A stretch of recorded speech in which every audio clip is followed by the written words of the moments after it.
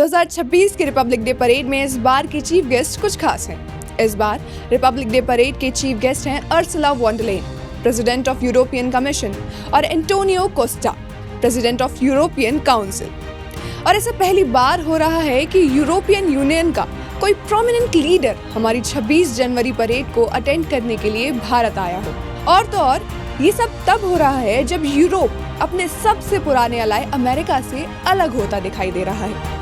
And cherry on the top तो ये है कि ये चीफ गेस्ट केवल रिपब्लिक डे परेड को एंजॉय करने के लिए नहीं आए हैं, बल्कि कई बड़ी डील्स के लिए भारत आए हैं, जिनमें सबसे इम्पोर्टेंट है भारत और यूरोपियन यूनियन के बीच होने वाला फ्री ट्रेड अग्रीमेंट। और इस अग्रीमेंट को खुद Ursula von der Leyen, president of European Commission, mother of all agreements बता चुकी हैं। आखिर ऐसा क्या है इस अग्रीमेंट में, आइए जानते हैं आज के इस वीडियो में। Indeed, some call it the mother of all deals. One that would create a market of 2 billion people. Europe Bharat के 95% से ज्यादा सामानों पर इंपोर्ट ड्यूटी खत्म करना चाहता है, जिनमें टेक्सटाइल्स, ऑटोमोबाइल्स, लिकर और मेडिसिन जैसी चीजें शामिल हैं। और भारत भी यूरोप के लगभग 90% सामानों पर शुल्क हटाने की तैयारी कर रहा है, लेकिन एक्सक्लूडिंग डेयरी एंड एग्रीकल्चर। आइए समझते हैं इसे और डिटेल में। अभी यूरोप में इंडियन टेक्सटाइल गुड्स पर लगभग 12 to 16% इंपोर्ट ड्यूटी लगती है, मगर ये एग्रीमेंट साइन होने के बाद ये परसेंटेज 0 हो जाएगी, जिसके बाद बांग्लादेश और वियतनाम की तरह ही भारत का कपड़ा भी यूरोप में सस्ता बिकेगा।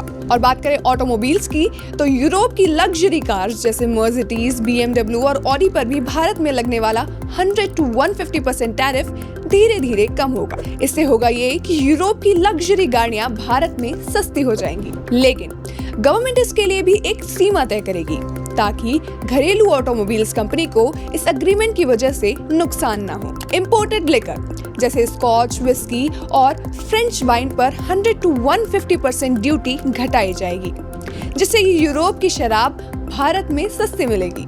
भारतीय दवाओं पर टैक्सेस कम होंगे, जिससे जेनरिक दवाओं पर यूरोप में रेगुलेटरी बैरियर्स कम होंगे, जिसकी वजह से भारत की दवा कंपनियों को यूरोप में दवाइयां बेचने में आसानी होगी। और ये डील केवल टैक्सेस तक सीमित नहीं है, बल्कि भारत के IT प्रोफेशनल्स को इजी वीजा, भारत के गुड्स को GI टैग देना ताकि उनकी ऑथेंटिसिटी बनी रहे। और यही नहीं, और भी नंबर ऑफ डील्स यूरोप और भारत के बीच होने वाली है। It will be the largest free trade agreement in the world, 2 billion people. Of a historic trade agreement. Indeed, some call it the mother of all deals.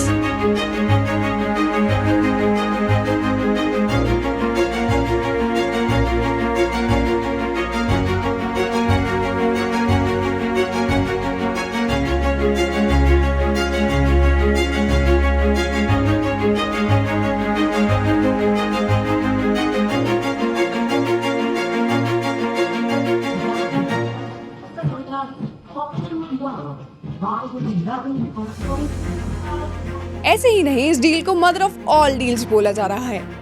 पर यहाँ सोचने वाली बात यह है कि अमेरिका का सबसे पुराना अलाय यूरोप भारत के साथ ये फ्री ट्रेड अग्रीमेंट उस समय पर साइन कर रहा है जब अमेरिका भारत पर 500% टैरिफ लगाने को तैयार बैठा है। पर ऐसा क्यों हो रहा है? What's the reason behind that? आइए समझते हैं। अब देखो, भारत के लिए उसका सबसे बड़ा बाजार है अमेरिका, और फिर दूसरे नंबर पर आता है यूरोप। और रिसेंटली हमने देखा कि ट्रम्प किस तरह भारत के ऊपर टैरिफ पर टैरिफ लगाए जा रहे हैं और धमकी दे रहे हैं कि या तो उनकी मानो, वरना as you already guessed, tariffs. ऐसे में अपने मार्केट को सेव करने के लिए इंडिया को ऑल्टरनेटिव तो ढूंढ नहीं थे, और यही भारत और यूरोप के इंटरेस्ट अलाइन हो जाते हैं। भारत की तरह यूरोप भी अमेरिकन टैरिफ और थ्रेट्स से जूझ रहा है। भारत अपने इस एक्शन से अमेरिका को ये भी क्लियर कर देना चाहता है कि इन दी एंड ऑल्टरनेटिव हर चीज का होता है। आप करो हमारे लिए बंद अपने बाजार, हम ऑल्टरनेटिव्स ढूंढ लेंगे, but we will not bow down in front of you.